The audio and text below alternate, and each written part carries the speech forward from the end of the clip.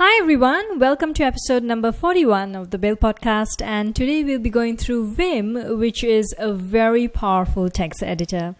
Now, before I even go through Vim, I would like to say that my main text editor is not Vim, but it is Sublime Text.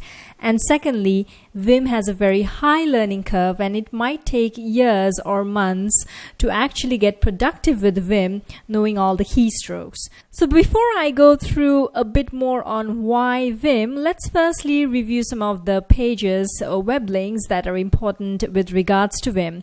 Firstly is obviously the Vim editor or vim.org, the web page, and from here you can go ahead and download it. And next is, of course, the Vim text editor, the Wikipedia page, which is pretty interesting because it's go through all the release dates and it's a pretty old text editor. Also, I wanted to point out the list of text editor links, which is pretty interesting because apart from Vim, there are other command line based editors. For example, the another popular one is the Emacs version, and also easier ones such as Nano and Pico. So if you have the time and you'd like to explore other text editors, you can go ahead and try Emacs, Nano or Pico or even others. Lastly, I also wanted to point out that there is this software called MagVim. If you want an updated version of Vim with some user interface, MagVim is the way to go. So finally, before I dive into why I'm doing an episode on Vim, I wanted to point out this Stack Overflow question. So this was how literally I bumped into Vim.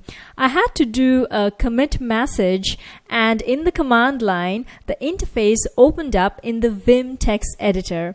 And to my beginner's knowledge about anything to do with Vim, I could not even edit it, and neither could I quit and save and exit it. Well, guess what? I had to basically shut down my entire command line software.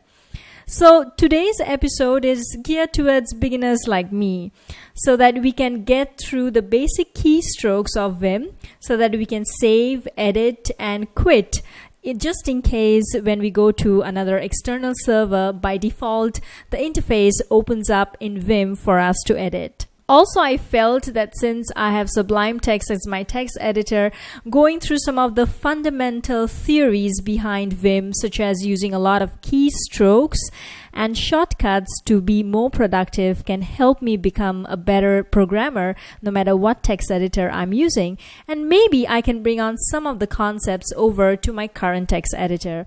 And of course, if you want to take on Vim for the next few months or years, it is also a very productive tool to get you started. But from hearing from other developers, it is definitely worth it as well. So I leave it to the individuals, whether you want to stick with Vim, a very powerful text editor with a lot of keystrokes, or be like me, a bit of both.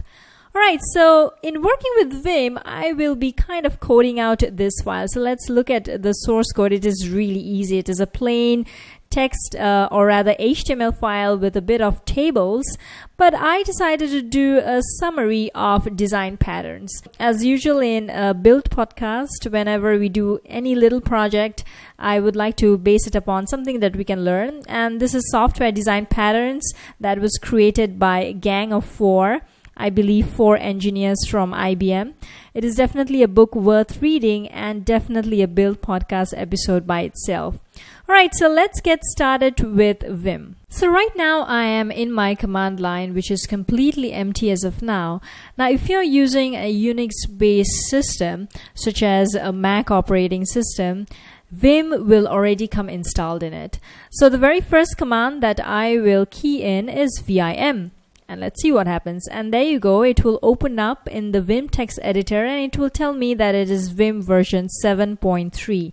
Now 7.3 is slightly older. The newer version is, I believe, 7.3.3. But nevertheless, the basic instructions or keystrokes that I'm going to explore will be sufficient with 7.3. Now the next big question is, how do we exit from here? So in order to do that, we will make sure that we are in the command mode. So to do that, we will press escape and then we will do command and then Q, which you will see right at the bottom over here. And then when I click enter, notice that I am back into the command line interface. Now, before we go on to explore Vim more in depth, I would also like to point out to you this command called Vim Tutor. This is a really good tutorial on Vim, and probably all of us should go through it even before understanding anything. For example, it goes through lesson 1.1 and it is really thorough in it. This tutorial itself is written in Vim, so in order to escape it, I'll do escape and then :Q. And there you go, we are back inside the command line. So do give Vim Tutor the first try when learning Vim. Alright, so now that we know how to open a brand new file and exit it with :Q, the next step will be for us to create the new file, add in some text, exit it with a new file name. So let's do that. So as shown before, we will do Vim. And this is usually opened up in the command mode.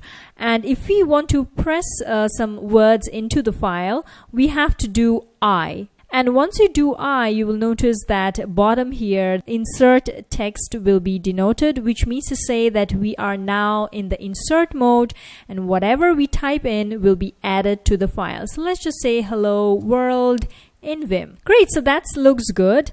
Now, how are we going to save and exit this file? So in order to save it first, now from the insert mode, we have to go back to the command mode. So to do that, we will press in escape first. Notice here the insert word is gone. And now that we are in the command mode, we will do : and then W. W is shorthand for write, and then we will give the file name. So maybe hello.txt, and let's see what happens. And there you go, a new file is created. And now if we want to exit it, once again, just make sure that you're in the command mode with the escape button pressed, and then all I need to do is : and then Q. And now when you try to show like what are the files inside, and there you go, we have hello. And if you try to display the contents of the file, there you go, you have the familiar hello world in Vim that we just typed in. Now let's try to open up a file that already exists. And in this case, it will be hello.txt. So for that, we will have to append the command Vim and then the file name. So let's just do that. And once again, you can edit the file. So to do that, once again, we will go inside the insert mode by pressing in I, and then we can just edit it as normally.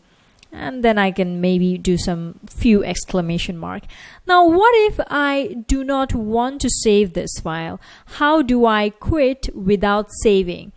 So to do that, I will once again go back to the command mode, and then I'll do : Q, and I do not want to save anything. I will do an exclamation mark. And there you go, it will go back to the command line.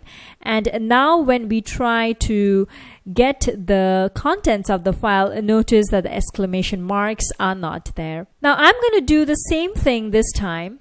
But let me go to the insert mode, but this time I will actually save and exit. So let me just add in the 2 exclamation marks, and I'll go to the command mode by pressing escape, and this time I'll do : WQ, which means write or save the file as well as quit. And there you go, it has quit Vim and it's back to the command line.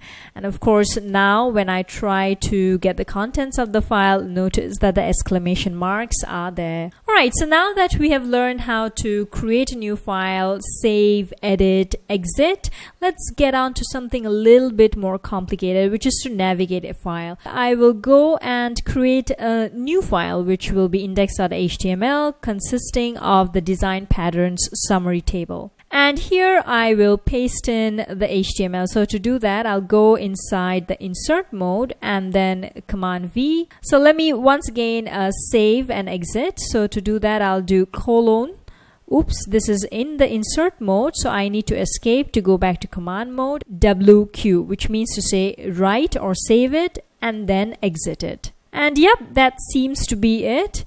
So now if I kind of see the folder structure, I have index.html and hello.txt. And when I try to cat index.html, we should see a huge list of HTML table Now, before we go on to open the index.html and learn some navigation and editing keystrokes, we will open up the both files. So to do that, we'll do vim hello.txt and index.html. Now we see that we are inside hello.txt as denoted right at the bottom. But how do we go to the next file, which is index.html? So to access the next file, we need to access the buffer. So firstly, I'll just make sure that I am inside the command mode, and then I need to do :bn. And when I do enter, there you go, we are inside index.html file. And now once again, when I do :bn, we are back inside the other file. Of course, if you have 3 or more files, we can toggle through the files. And of course, if you want to view all the files that are in the buffer, we will do :ls. Tells us the list of the files that are currently open. So let me just :bn, and then I will come to this file index.html, and let's learn how to navigate this file. The very first thing we will do is how to traverse the file, which is up, down, left, right. Now of course we can do it with the left arrow key and the right arrow key and the down. There is another way of doing it, which is using the keys H, J, K and L. So notice what happens when I'm pressing H, it will go to the left, and when I'm pressing L, it will go to the right. And interestingly, when I do J, now you can remember this because J has part of the alphabet which is pointing downwards, and it is going to the bottom. And when I do K, which is part of the character which is pointing upwards, it's actually going up. Now the interesting thing about using H, J, K and L is that you can prepend a number and it will jump by that amount of characters. So notice that right now my cursor is on the letter H. If I want to go to the letter M, it will be about 6 characters to the left. So all I need to do is 6H, and notice it goes to the M character right away. I don't have to keep pressing H 6 times. A huge leap in productivity, I guess. And similarly, if you want to go back to the C character, all you need to do is 6L, and it will go back to the H character, sorry. And similarly, if you want to go up and down, so let's say you want to go 5 lines to the bottom, you can do 5J, 5J, 5J, 5J. Notice how quickly I'm going down. And of course, if you want to go up, up, up, all you need to do is maybe 5K, 5K, or 9K. And that's pretty easy to traverse the entire file with prepending a number. Now apart from H, J, K and L, which allows us to go top, down and left, right, the other interesting thing I found was about this B letter. So let's see what happens when we press B. But the interesting thing about the letter B is, notice it will go back, that's right, by a word. So if you want to go back by 5 words, all you need to do is 5B, 5B, 5B, 5B. And finally, let's say your cursor is in a certain line. If you want to go to the beginning of the line, all you need to do is this caret symbol. There you go, it goes right to the beginning. And if you do a dollar symbol, it will go right at the end of the line. So caret and dollar are pretty interesting. But notice here the meta tag is indented. What if you want to go right to the beginning? So for that you can just press 0. And you notice that the cursor is right at the beginning of the line, even if there are no characters. So between H, J, K and L as well as B and prepending them with a certain number, I can easily navigate through the file. Once again, I was doing this all while I was in the command mode, and I can do that by pressing escape. The next obvious question is, how do I undo and edit some of the file contents? So I will come here on this comments line, and here I will try to delete the characters. And deleting the characters is pretty easy. So notice I am in the command mode, and all I need to do is just X. And of course, like in the previous commands, I can also do 9x, and yep, 9 characters will be deleted. If I want to do undo, all I need to do is just U. U, which is undo, and there you go, it is undoing it. The next interesting thing that will enable us to delete even faster is if we use this shorthand key called DW, which will be deleting a word. So notice what happens when I do DW here. Table is deleted, and if I do 3DW, 3 words are being deleted. So once again, let me just watch this line once again. So I'll do 2DW, and there you go, it's deleted. And of course, if I want to do undo, I can also do 5 undo, and you will have the entire line there. Finally, if you want to delete the entire line, for example, I am on the comments line, what you can press is DD. So notice what happens. The entire line is gone. And of course, I can once again do U to undo the action. So now that we have learned how to delete stuff, whether it's lines, words, or characters, next let's learn how to copy them and paste them. So whenever we delete something in Vim, it is already in the clipboard. So for example, when I do DD, yep, that's right, that line summary comments is already in the clipboard. So to paste it, we need to do Shift and P. Of course, now if you go up somewhere and try to paste it, yep, Shift P, it's pasted once again. So I'm gonna DD just to delete it. Now whenever I go inside remote server and then I have to open up a file using Vim, the first thing that I need to do is probably search for a certain term. So for that, we need to do escape to ensure that we are in the command mode, and then we do a backslash, and then we press in the search term. So let's say for us it is table, and when we press enter, it will actually go to the very first instance of table that will occur. So if you want to go to the next one, all we need to do is just N. Of course, there are just 2 of them. Why don't we search for something that there are more terms of? So I'm gonna search for something once again. So make sure that I'm in command mode, and then backslash, maybe this time LI. When I press enter, there you go, that's the first instance. And then I go to the next instance. How about slash the tag li, the next instance.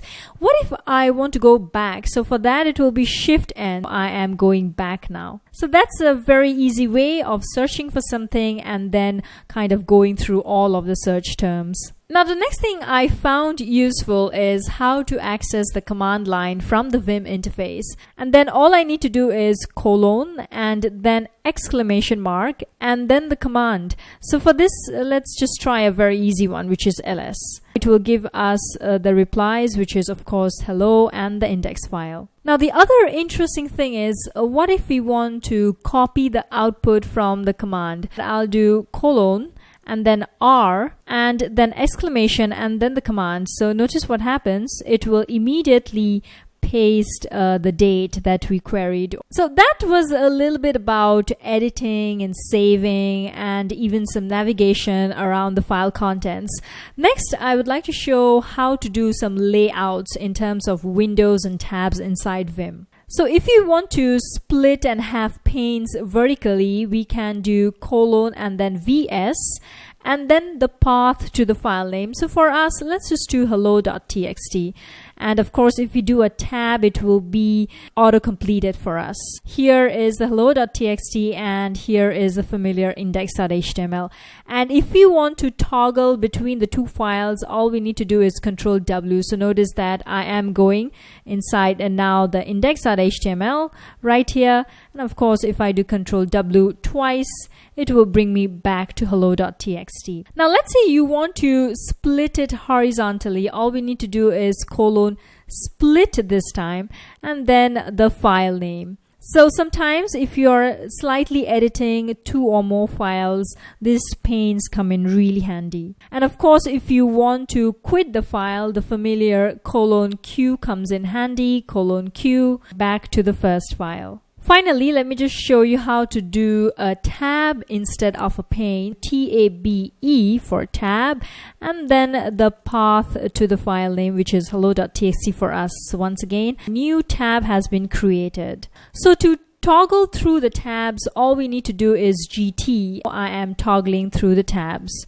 And of course, if you want to quit this tab with the file, it's the familiar colon Q and then enter. We are back to the original file. Next, we will go through something called the Vim configuration file, and this is where all the powerful settings for our own Vim comes in, just like you have your own Sublime Text preferences or similar thing for other text editors. So let's open this up, maybe in a new pane. I will just do a vertical split. And the file name is actually in the home folder and then .vimrc. So just like I have pointed out right here. So let me just enter. And yep, it is completely empty as of now. So let's go ahead and do some settings. So from the insert mode, I will do syntax and then enable. And after this, I'll escape to go back to the command mode and then :W to save it. Now notice here the syntax will not be immediately reflected because we need to sync this file and tell them that, hey, the vimrc has changed and please sync it once again. So let me just go back to the index.html file, and this time I will do a :source and then .vimrc. And once we do that, notice, yep, the colors have come on. The next one I will do is the line number. So to do that, it's just set number. And once again, I'll do escape :W to save it, command W, and then I'll do source vimrc. I have line numbers here. So that's a little bit about how to set the vimrc configuration and then have a lot of customizations and settings according to our own preferences. I will not go through the details, but really if we kind of Google or go to GitHub and search for vimrc, there are plenty of examples and we can pick up tips on how other advanced developers who program in Vim a lot are using the vimrc files. So do just Google it or just check out GitHub for the vimrc file that we can add on. Finally, we will do something called the macros, which is an automated task creator in Vim, and I find this very powerful. So let's just quit the pane first, :Q, and there you go. I am back to index.html, but now it looks a lot colorful. So let's say we will create a very simple macro that every time there is a comment, it will detect the line and then it will just delete the line, because you know in production comments are not that good. So let's record a macro and then we will execute it. So there are basically 4 types of commands: start recording, stop recording, view the steps, and finally execute it. So let's first start record. So I will once again make sure that I am in the command mode. To start recording, we need to do Q and then the name of the macro. So for us, it will be just deleting comments. So I'll just put it as C. So once you do that, you will notice that you will have a recording right at the bottom. So let's just search for the comments. So I will do greater than sign, question mark, and then dash dash. It will search for it, and then all I will do is DD to remove it. That's it. And once I am done, I will do a Q to stop it. Alright, so looks like our macro has been recorded. So to view the macro and the steps, all we need to do is : and then REG. Looks like I had a lot of previous registers, but if you come down and look at C, which was our macro name, so why don't we execute this command? So to execute the macro, I'll do an @ sign and then the name of the macro, which is C in this case, and notice immediately it will delete the next comment. Now notice here I have one more comment here and basically 2 more comments here. Now what if you do not want to execute it one by one? You want to execute like, let's say 2 or 100 or 200 macros at the same time. Yes, that is possible. It's the same concept as prepending number and then doing the command. So for us, we will do 2 and then @C, and yep, it went to the top once again, and guess what, we are free of all the comments. So let's say even if you are using some other text editor but you need to create this kind of very nifty macros, you can go ahead and do it in Vim and let your text file run through it. Finally, it comes to a little bit of fun, which is the theme of the text editor. Yes, I am using Solarized Light, but let's kind of change it. So to kind of view what are the available themes, I'll do : and then COLO. and it will give me that, hey, the current theme is default. So let me try a new theme. So I'll do Colo, and then I'll just tab through. So there you go. I have many different themes here. So let me try evening. So I'll press enter. My theme is changed. Or how about shine? And yep, there is a little bit difference. Or how about dark blue? Those are the different themes. So I'm gonna choose something called Solarize. So of course you can press in the first few characters and then you can do tab. Notice that it is the dark theme of Solarize. So basically every theme can have the light version or the dark version. What if you want to change to the light version? :set and then BG equals to light. So that's a little bit about themes, and of course you can go and Google for other Vim themes and then install it. So that's a little bit about Vim. I hope it has given all of us an overview about how to edit a file, how to save, exit, and even create a little bit of macro to automate certain things. But most importantly, for beginners like me, if we suddenly come across a Vim editor, we will at least know how to edit it and exit it safely without quitting the entire command line application. So yeah, that's it. So I'm gonna escape it with just :Q. Looks like I have done some changes which I do not want to save, so I'll just do :Q and then exclamation mark. And yep, I am back inside the familiar command line with the two files. So finally, let me just go through some of the links, web links that I feel it's really helpful in understanding Vim, or really the entire field of text editors. This is a list of text editors by Wikipedia. Of course, I'm using Sublime. I used to use TextMate and Vim a little bit. The other one that is really also productivity enhancing is Emacs, that a lot of my developer friends use as well. So do go ahead and give those a try. The next one, as I mentioned before, is MacVim. If you do want to use it in your Mac with the latest install as well as some UI enhancement, MacVim is a great software. Next is also how to set the environment variable for our text editor, because by default sometimes it is Vim. So do go ahead and look at this thread on how to set the default text editor as to something that you wish for. And of course, vimcast.org, which is another great podcast, and this author has even written a book. The next is also a Tuts Plus course, which consists of like 15 to 20 video tutorials by Jose Mota. He goes through very well what Vim does and even more than what I've taught. So do go through this as well. Finally is the design patterns that the project was all about. Not really a project, but I feel that this is a very fundamental concept in software, and I will probably like to do an episode on design patterns itself. But let me finish the book, which I highly recommend, or rather my senior developers have recommended me to read. So do go through this book or even buy it in Amazon. Finally, for the build link of the episode, I would like to share this blog post actually, which came out just a few weeks ago by Melanie Lang in Smashing Magazine, one of my favorite websites. And it is just a post about a list of podcasts. Now, I'm a big fan of podcasts because this is where I learn a lot from. And Melanie has taken painstakingly a list of podcasts that we as developers can subscribe to. So do go ahead and look through this list of podcasts and subscribe to them, and we can learn from other developers and designers as well. So that's it for this week's episode of Build Podcast. For all the rest of the episodes, you can visit build-podcast.com and subscribe through RSS, iTunes, GitHub, YouTube, or Vimeo, and get the episode every week. And that's it for Vim this week, and I'll see you next week. Goodbye.